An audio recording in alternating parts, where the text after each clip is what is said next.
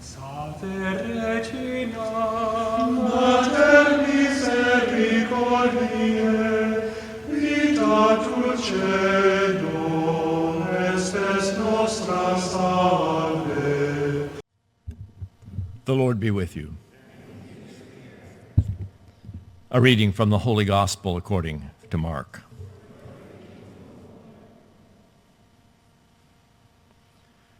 Jesus went up the mountain and summoned those whom he wanted, and they came to him. He appointed 12, whom he also named apostles, that they might be with him, and he might send them forth to preach and to have authority to drive out demons.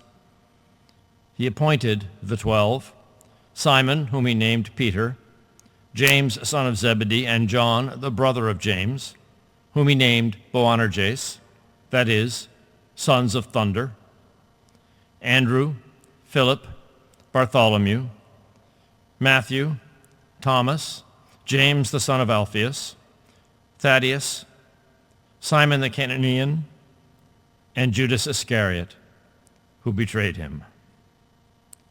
The Gospel of the Lord.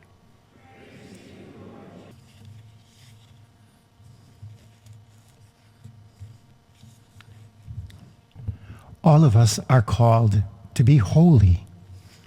And that was part of what the apostles were all about, to receive holiness from Jesus and to pass it on to the church. And the first thing that they learned from this gospel passage, the apostles who Jesus is about to choose, Jesus revealed to them that it takes prayer to get stuff done. Jesus spent the whole night in prayer. This is his first teaching to the soon-to-be apostles. Prayer is essential for the Christian, and prayer is essential for Christian life. He's chosen apostles who were ordinary men. In some cases, they looked to people like, these are not worthy guys. They won't get the job done.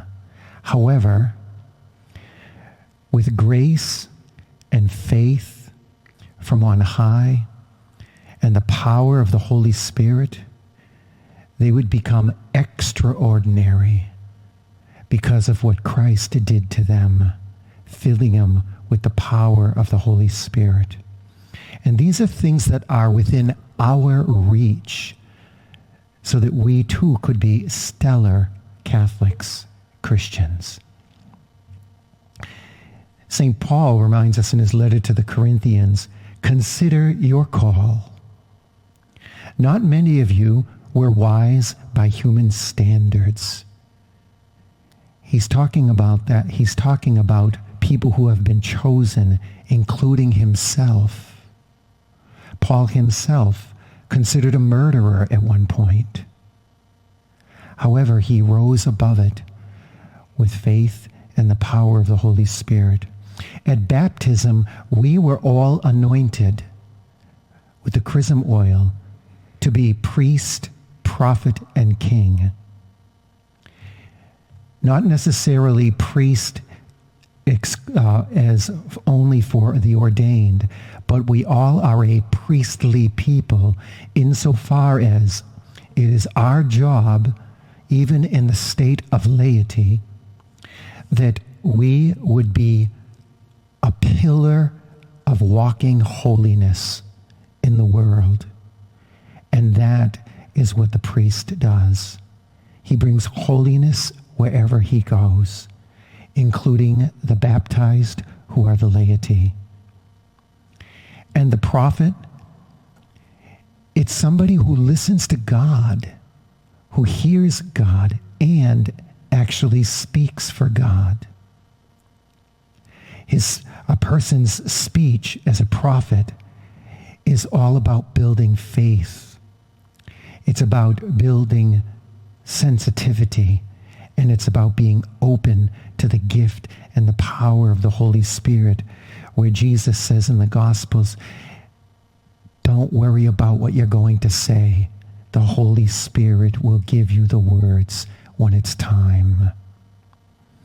And the king, being anointed as the king, it's not about ruling, because there's only one king who rules, but the king reflects the way Jesus laid down his life for the sake of the salvation of the world. Jesus used his power not to start a war, but he used his power to bring us to heaven. And we enable one another to do that in the way we live our Christian life. We care and love one another so that we can be saved by Jesus Christ.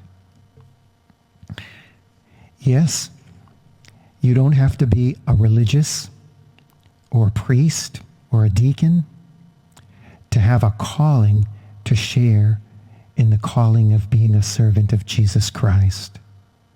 It's for all of us.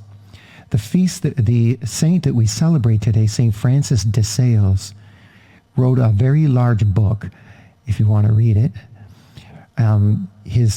which is all about exercising holiness in a regular state of life.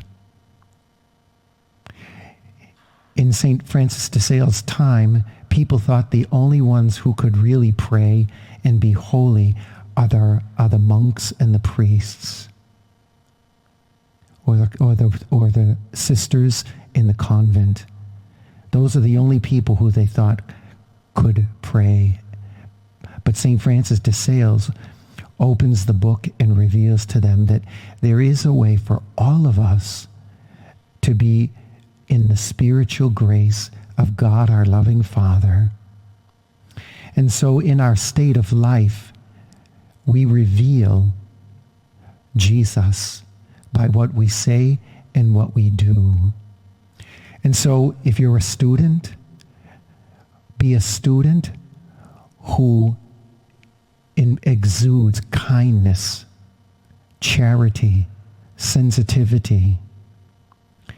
And also this should be done with a good sense of humor, but not a vulgar sense of humor. Just a little example. And so in our own walk of life, we can actually really serve Jesus. And by baptism, Christ lives in us. And in a sense, you could say we are Jesus. We share his life. And so in the state of life wherein we reveal Christ to the world. And so through the sacramental life, we're fed and nourished, especially in the Eucharist, so that as the end of the Mass says, we go in peace, glorifying the Lord by your life. Regina Celi, letare, alleluia, qui aquam meruisti portare, alleluia, resurrexit sicut dixit, alleluia, ora pro nobis Deum, alleluia.